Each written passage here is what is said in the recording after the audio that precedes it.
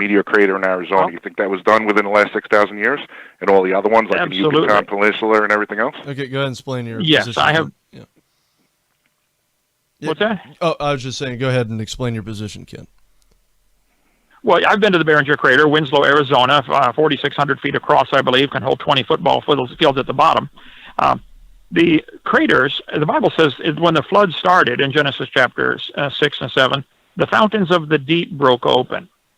And then then it began to rain 40 days.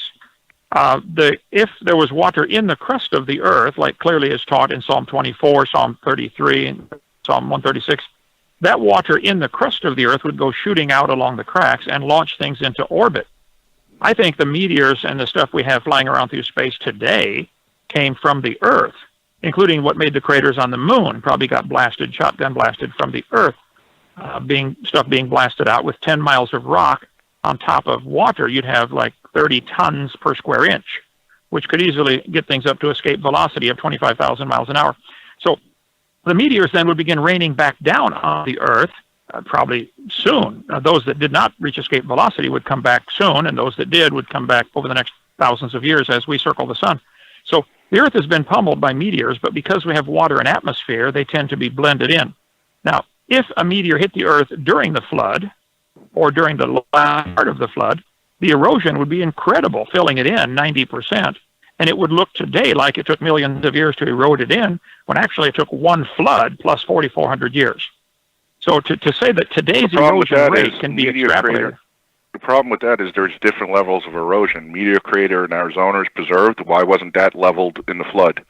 And there are other craters that are much eroded worse than meteor crater and different sizes and shapes. And it would seem that if the flood could erode them all, why didn't it erode meteor crater in Arizona? I did not say the flood eroded them all. I said some of them would probably land back on Earth during the flood. Others would land over the next 1,000 years. If one landed today, the flood water would not erode it because the flood is long gone. But if one landed there are no records that he's used. There are no records by man of these huge meteors happening within the last 6,000 or within the last 3,500 years after the flood, if you will. I'm sorry, I've got a thunderstorm here. There are no records of man about what now? If this is, you're saying that, actually, you're saying that during the flood, the fountains of the deep kicked up the rocks and some came down and drained on the earth and they might have formed the meteors? Is that what you're saying?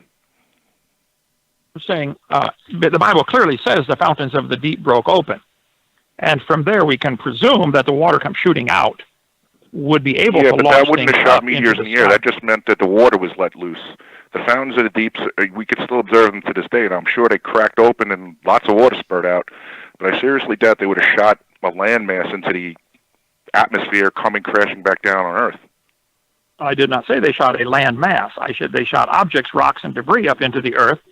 And what's going to happen? Formed meteor crater in Arizona?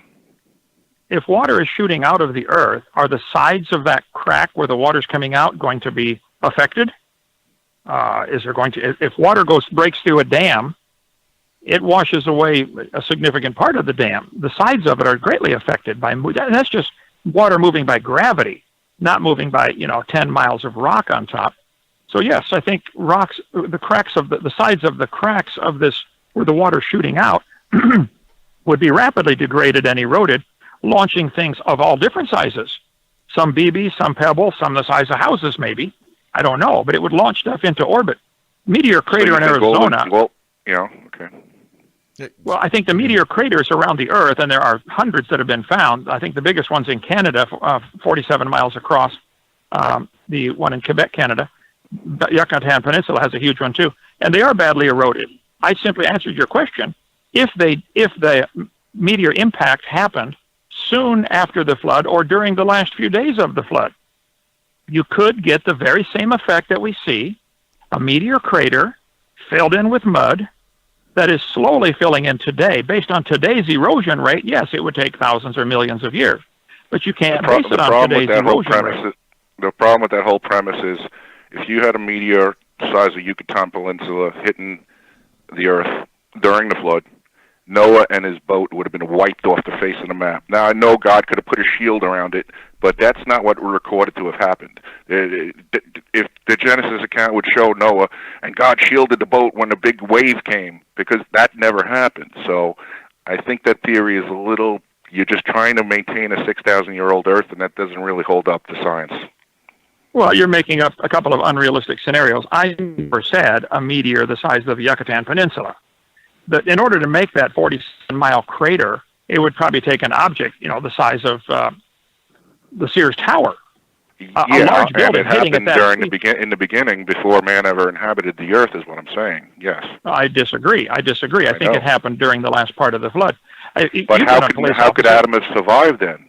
How could his boat have survived the big tidal wave that would have came if that happened? The whole world was flooded by water. If a huge meteor hit and created the Yucatan Peninsula, Noah and his boat would have been in big, deep trouble. It would have made a gigantic tidal wave. If you're within an effective distance of that, there can be hurricanes and storms right now going on in China. I guarantee you that tidal wave would have carried around the whole globe with the size of that crater being created. You guarantee that? Okay. There are the earthquake in Indonesia that killed 250,000 people in 2004. We didn't see a ripple over here in Florida.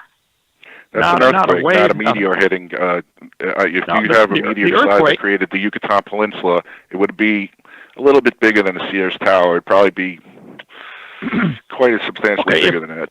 I think the water would create a huge tidal wave that would wrap around the Earth. Sure, and anybody that studies oceanography will tell you that waves, as they propagate around the world, especially in a Earth completely covered in water, as it goes out in it's going to quickly dissipate the energy because it now has this whole circumference, as opposed to a wave being focused in one direction. But I said the wave, because of the earthquake in Indonesia, the wave killed all kinds of people. The tidal wave caused by the earthquake, that wave did not come to Pensacola at all, or even England, or even the other side of Australia. So, yes, you can have giant waves in one location and be perfectly calm 4,000, 8,000, or 12,000 miles away, and the Earth is 25,000 miles in circumference. So Noah could have easily survived. The place where Noah landed in Turkey, he might have already been on the ground. We're getting ready to get out of the ark when the meteor hit. Quite interesting, and I just think that's... Well, no, George, all right. you seem determined... Wait a minute. You seem determined to not believe the literal 6-day creation, like you're committed to this cause for some reason. I'm giving you a reasonable answer to your question. I think you're just as equally committed to the cause of a 6-day creation of the heavens and the earth.